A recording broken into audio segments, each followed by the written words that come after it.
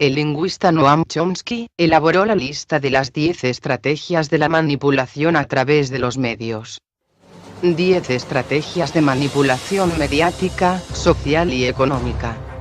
Noam Chomsky, una de las voces clásicas de la disidencia intelectual durante la última década, ha compilado una lista con las 10 estrategias más comunes y efectivas a las que recurren las agendas ocultas para establecer una manipulación de la población a través de los medios de comunicación. Históricamente, los medios masivos han probado ser altamente eficientes para moldear la opinión pública. Gracias a la publicidad mediática y a la propaganda, se han creado o destrozado movimientos sociales, justificado guerras, matizado crisis financieras, incentivado unas corrientes ideológicas sobre otras, e incluso se da el fenómeno de los medios como productores de realidad dentro de la psique colectiva. Pero ¿cómo detectar las estrategias más comunes para entender estas herramientas psicosociales de las cuales, seguramente, somos partícipes?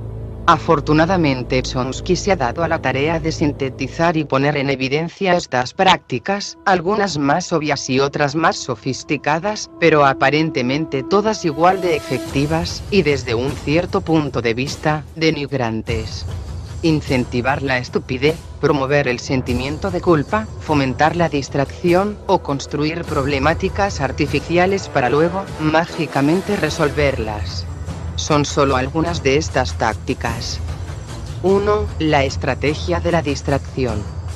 El elemento primordial del control social es la estrategia de la distracción, que consiste en desviar la atención del público de los problemas importantes y de los cambios decididos por las élites políticas y económicas, mediante la técnica del diluvio o inundación de continuas distracciones y de informaciones sin importancia.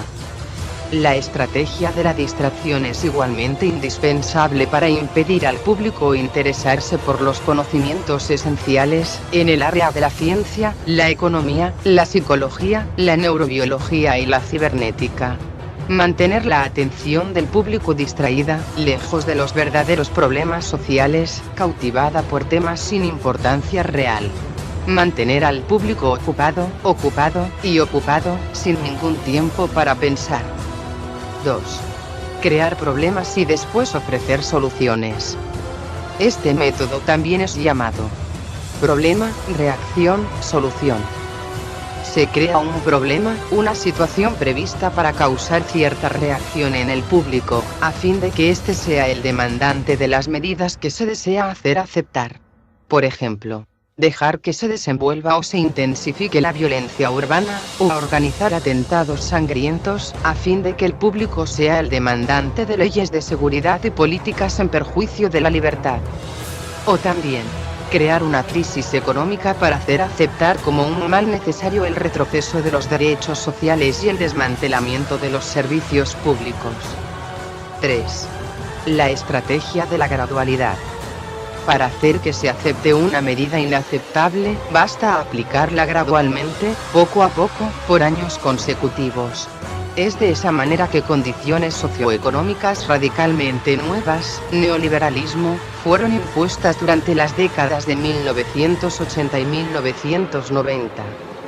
Estado mínimo, privatizaciones, precariedad, flexibilidad laboral, desempleo en masa, salarios que ya no aseguran ingresos decentes.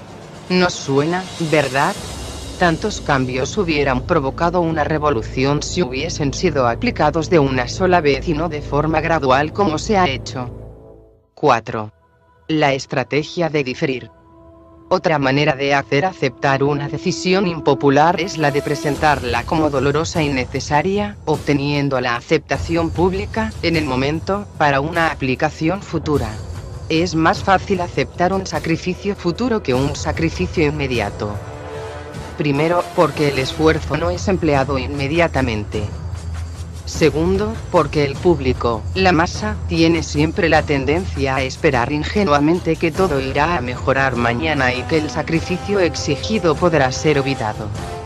Esto da más tiempo al ciudadano para acostumbrarse a la idea del cambio y de aceptarla con resignación cuando llegue el momento. 5. Dirigirse al público como criaturas de poca edad. La mayoría de la publicidad dirigida al gran público utiliza discurso, argumentos, personajes y entonación particularmente infantiles, muchas veces próximos a la debilidad, como si el espectador fuese una criatura de poca edad o un deficiente mental. Cuanto más se intente buscar engañar al espectador, más se tiende a adoptar un tono infantil. ¿Por qué? Si uno se dirige a una persona como si ella tuviese 12 años o menos, entonces, en razón de la sugestionabilidad, ella tenderá, con cierta probabilidad, a una respuesta o reacción más infantil y desprovista del sentido crítico de un adulto. 6. Utilizar el aspecto emocional mucho más que la reflexión. Hacer uso del aspecto emocional es una técnica clásica para causar un cortocircuito en el análisis racional, y finalmente neutralizar el sentido crítico de los individuos. Por otra parte, la utilización del registro emocional permite abrir la puerta de acceso al inconsciente para implantar o insertar ideas, deseos, miedos y temores, compulsiones, o a inducir determinados comportamientos. 7. Mantener al pueblo en la ignorancia y la mediocridad. Hacer que el público sea incapaz de comprender las tecnologías y los métodos utilizados para su control y su esclavitud. La calidad de la educación dada a las clases sociales inferiores debe ser la más pobre y mediocre posible, de forma que la distancia entre estas y las clases altas permanezca inalterable en el tiempo y sea imposible de alcanzar una auténtica igualdad de oportunidades para todos. 8. Estimular al público a ser complaciente con la mediocridad. Promover al público a creer que es moda el hecho de ser vulgar e inculto, mal hablado, admirador de gente sin talento alguno, a despreciar lo intelectual, exagerar el valor del culto al cuerpo y el desprecio por el espíritu. 9. Reforzar la autoculpabilidad. Hacer creer al individuo que solamente él es el culpable de su propia desgracia, por causa de la insuficiencia de su inteligencia, de sus capacidades o de sus esfuerzos. Así, en lugar de rebelarse contra el sistema económico y social, el individuo se autoevalúa, se autoinculpa, lo que genera un estado depresivo, uno de cuyos efectos es la inhibición de su acción. Y sin acción, no habrá reacción ni revolución. 10. Conocer a los individuos mejor de lo que ellos mismos se conocen.